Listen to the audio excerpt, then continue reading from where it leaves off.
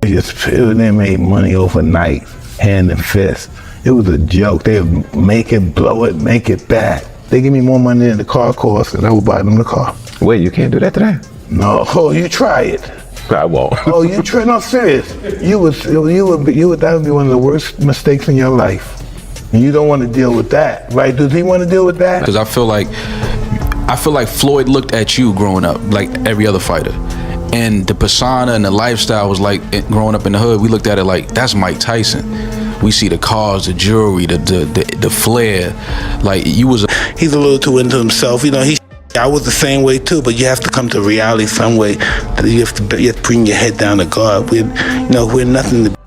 You expect us to be ignorant and arrogant. Look where we came from. Mike Tyson just called out Floyd Mayweather in the harshest way possible. What he shared about Floyd's money situation has the whole boxing world stunned. Iron Mike didn't hold back when he explained why Floyd agreed to fight him this April. It isn't about legacy or proving anything to fans. Mike says Floyd is in deep financial trouble and needs this fight money to avoid total collapse. This is huge because Floyd spent years calling himself Money Mayweather, and now it looks like he might actually be broke. Whether one of the few names in boxing that still somehow matters, because there are very few of them, comes out of retirement at 49 years old. We're assuming, right? Everyone's assuming he needs money, right? Nobody goes back into the game of possibly being hit and embarrassed in front of people simply because they love boxing a great deal at the age of because he's the best in the history of pay-per-view at making sure that the money ends up in his pocket. He is or has been a businessman as an athlete that almost doesn't have a peer because he owns all his own stuff as an independent. Your spending has to be so fiscally irresponsible to lose the amount of money that Floyd Mayweather has lost that it is almost beyond anything that is reason. It's not merely fiscal insanity. It's something that doesn't make any sense to me. Bit unscathed. He is too past his prime at this point, nearing 50 years old, and the timing of it is obvious. Right after filing a lawsuit, it looks like you're coming back because you need the money.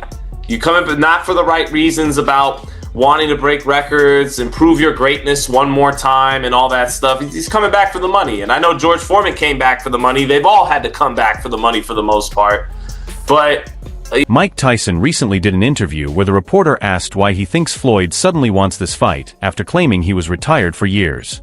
Mike's answer was blunt. He said Floyd came to him first. Mike wasn't looking for any fights. He was happy running his cannabis business and hosting his podcast. But Floyd's team kept offering bigger and bigger sums until Mike realized something was up. Mike explained, when someone keeps throwing money at you and begging for a fight, that person needs the money way more than they're showing. Yeah, it's happening. Yeah, it's happening. You think I give that up? I was minding my business. He challenged me. You look good. How you feeling physically? Incredible. You've been training? Listen, I was wearing extra large. It looks like I'm Then Mike dropped a shocking revelation that's got everyone talking. Looking straight at the camera, he said Floyd is taking this fight because he badly needs the money and is in serious financial trouble. Mike highlighted that Floyd has lined up 4 major fights in just 8 months of 2026.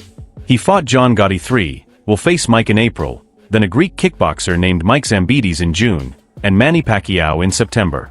Mike pointed out that this kind of schedule doesn't make sense for someone supposedly worth hundreds of millions. It's the pattern of someone chasing every paycheck they can get. Are you excited just to see the thing of that like it was with you and Roy? Nah, man, we gonna get him, man. What you talking about? Stop talking crazy. Like kick his ass. He doesn't know what he signed up for. Yeah, I thought the exhibition. He's talking crazy. So he's like, but Mike, come on, man. He can't be doing anything to you. Like, that's a bad decision by him. Mike also brought up Floyd's long history of tax issues that most casual fans aren't aware of. Floyd has been fighting the IRS for years over unpaid taxes and has had to request multiple extensions because he couldn't pay his bills on time.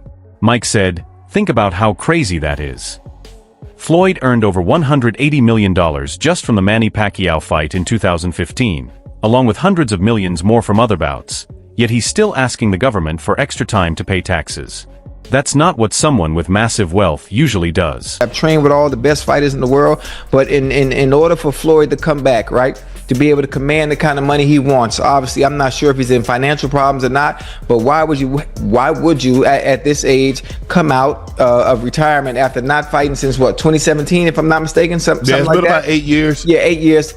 Outside of exhibitions, obviously, is to do what he's always said is have a bank robbery with no mask on. So if that's what you're gonna do, there are only 3 fights. Chat, listen to me. There are only 3 fights that Floyd can have that can command and get the kind of money he's looking to recoup for money that may have been. What makes this even more striking is the huge lawsuit Floyd just filed.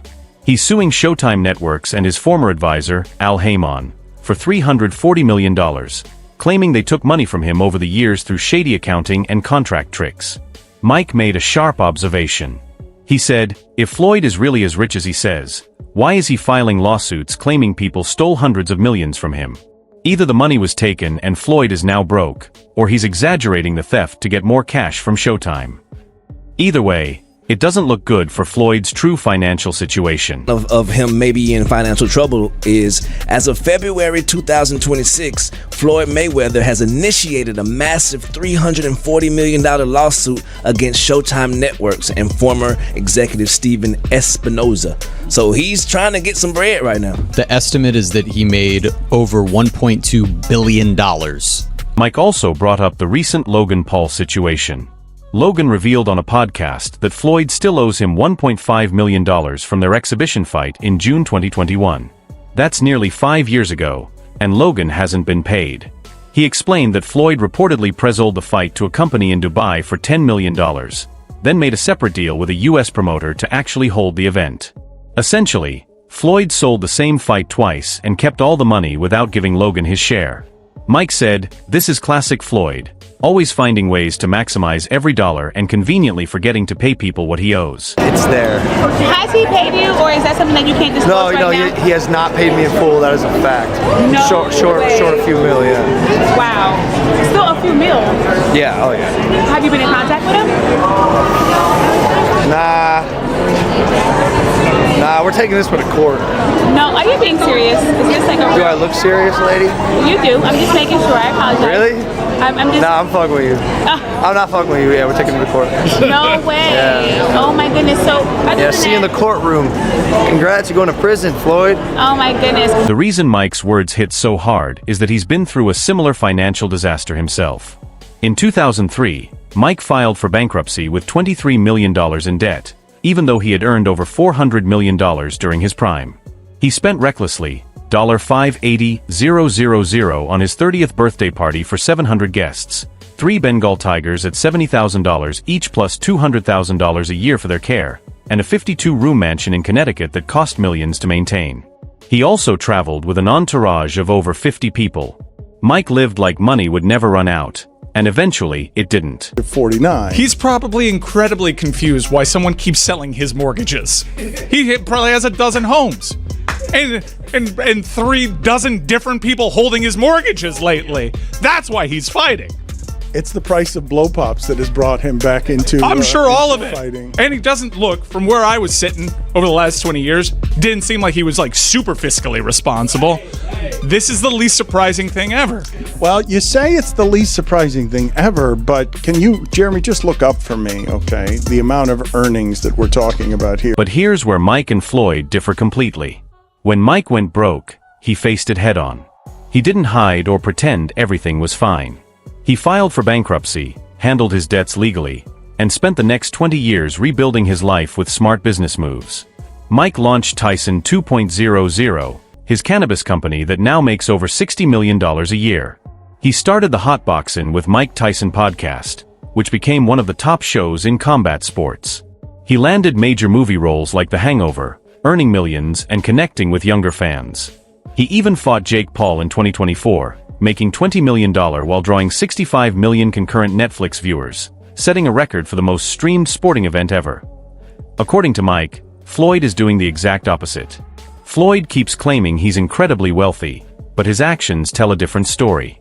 Mike said, "When you see a 49-year-old man booking 4 professional fights in 6 months, that's not someone financially comfortable.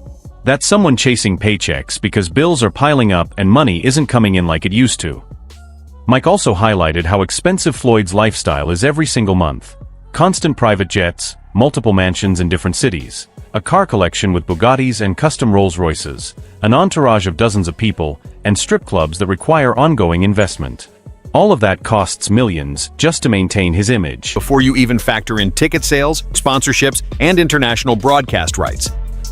That will be tough. If that is what happens to Floyd Mayweather, that'll be hard for him to come to grips with, because as much as Money Mayweather loves his money, he also loved that O. And that's why he didn't entertain dangerous fights after beating Conor McGregor. He doesn't really want to jeopardize that O, and it looks like he's going to have to. I wouldn't even be surprised if this ends with finding a way to get Terrence Crawford, who I do think is resolved in his retirement. But if you put a fight where at this stage of their lives, he's a heavy favorite and a whole bunch of money on the table to... Mike also highlighted reports about Floyd's real estate troubles that have been making headlines.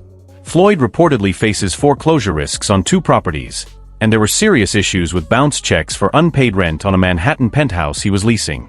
Mike made a strong point. If you can't even cover rent on leased properties, that's a huge red flag that your cash flow is in trouble.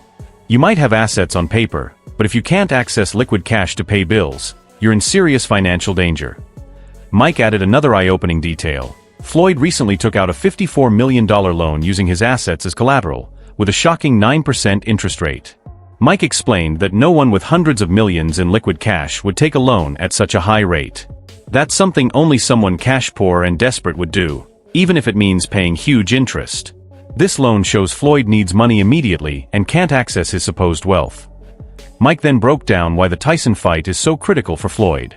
The fight is set for April 25th in the Democratic Republic of Congo, the same location where Muhammad Ali and George Foreman fought the Rumble in the Jungle in 1974. Promoters CSY Sports and Fight Sports are marketing it as Legend versus Legend.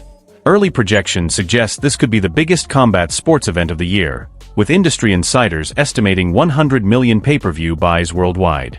At an average of $80 per buy, that's around $8 billion in potential revenue, not including ticket sales, sponsorships, and international broadcast rights. You point out where are you going to take it? Sky's the limit. Sky's the limit. We're going to put our thinking hats together. We're going to conquer the world. We want to be in every country. Floyd's share of that revenue could easily hit $200 million or more, depending on his contract and any back-end deals he negotiated. Mike said Floyd needs every bit of that money just to start climbing out of his financial hole. The Showtime lawsuit is for $340 million, and even if Floyd eventually wins, he's already spent tens of millions on legal fees and court costs. The IRS issues are still active and could lead to another massive tax bill with penalties and interest. The Logan Paul debt must be paid before Logan's lawyers take action, and the property foreclosure problems require immediate cash to stop banks from seizing valuable assets. Mike estimated that adding it all up, Floyd likely needs $400 to $500 million just to get back to zero and resolve all his debts and legal troubles. What makes Mike's position so strong is that he doesn't need this fight financially. His Tyson 2.0 cannabis company generates steady revenue every month, and his podcast remains successful with major sponsors.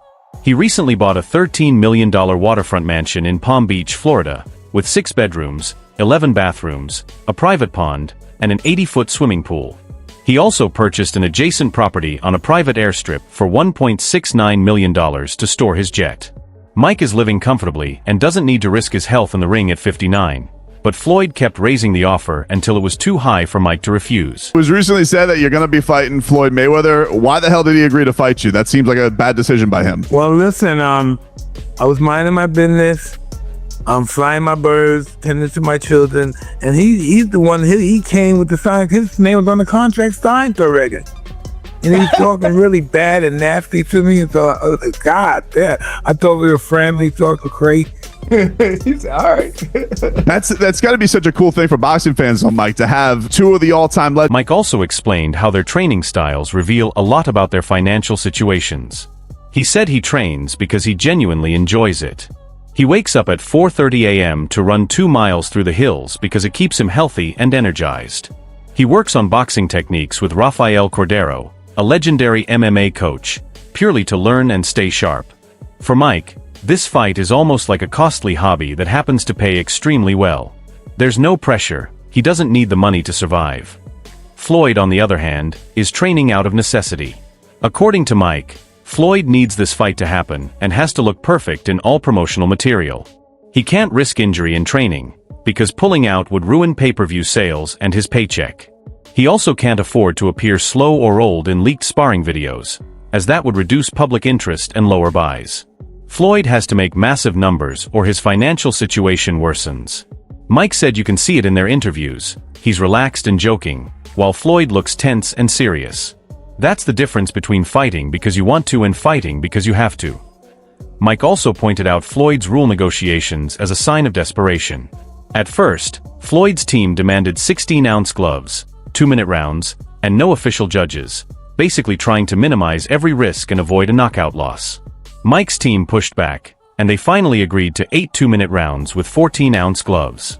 That's still safer than a normal professional fight, but far riskier than Floyd originally wanted.